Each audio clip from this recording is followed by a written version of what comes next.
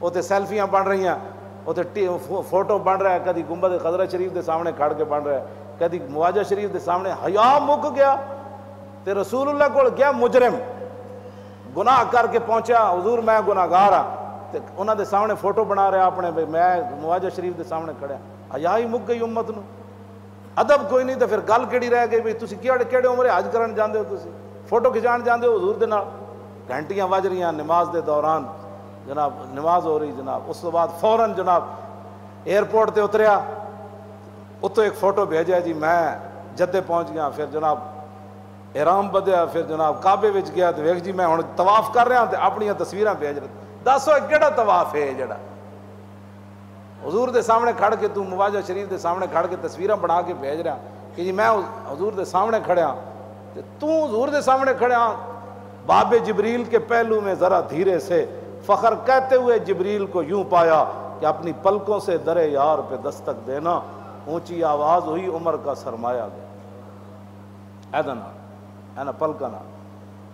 انس بن مالک کہنے میں 10 سال حضور دی خدمت کی تھی، 10 سال کتنے صحابہ حضور دے گھر آئے ہونے، کتنی دستک، کہنے میں ابو بکر و عمر تو لے کے تے واشی بن حرب تک جنہیں ایک باری حضور نے ویکھیا، جیڑا بھی در رسول تے آیا انہیں اینج دروازہ نہیں کھڑکایا، انہیں اینج ناخنا نہ دروازہ کھڑکایا۔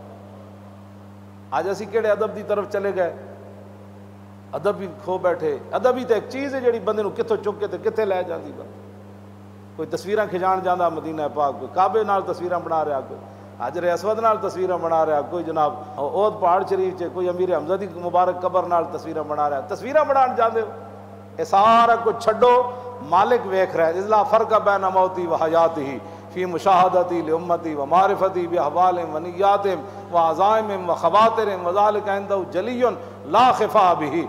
امام ابن حجر اسقلانی فرماتے ہیں اس بات میں کوئی فرق نہیں کہ حضور ظاہری دنیا میں جلوہ گر ہو یا تشریف لے جائیں، حضور کو یہ بھی پتہ ہے میرا امتی کیا کر رہا ہے، میرا امتی کدھر جا رہا ہے، میرے امتی کے دل پر کیا گزر رہی ہے، حضور کو یہ بھی پتہ ہے۔ جب حضور کو پتہ ہے کہ اس وقت میں کیا سوچ رہا ہوں اور آپ کیا سوچ رہے ہیں، تو ہمیں کسی کو بتانے کی ضرورت ہی نہیں، حضور کو تو پتہ ہے، اور کس نیت سے آپ آئے بیٹھے ہیں اور میں یہاں کس نیت سے آئے بیٹھا ہوں، حضور کو یہ بھی پتہ ہے۔ جب حضور یہ ساری باتیں جانتے ہیں تو تصویر کسی کی وہاں بنے یا نہ بنے، حضور کے سامنے تو وہ بندہ پہنچ گیا۔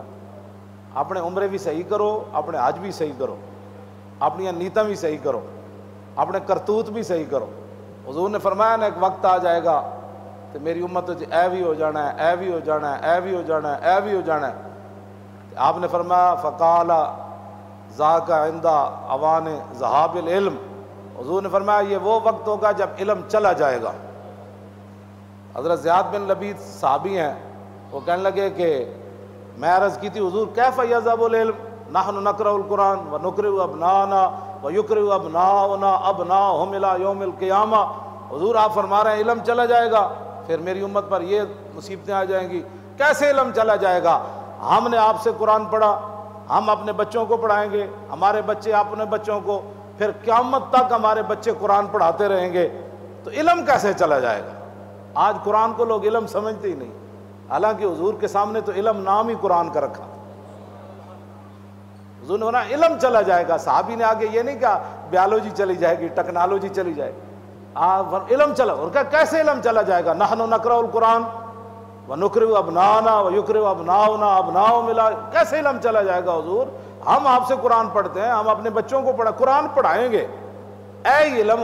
صحابی حضور نے بھی یہی علم مراد لیا اور صحابی نے بھی یہی علم سمجھا۔ آج ہم اپنے بچوں کو قرآن سے بچا بچا کر جوان کرتے ہیں، پوری نسل ایک جوان ہو گئی اور قرآن سے ہم نے بچا کے ان کو جوان کیا، قرآن کی ہوا بھی نہیں لگنے دی۔ جب میں کہتا ہوں کہ یا اللہ میرا حال دیکھ، آواز آتی ہے بندے اپنا نامہ اعمال دے۔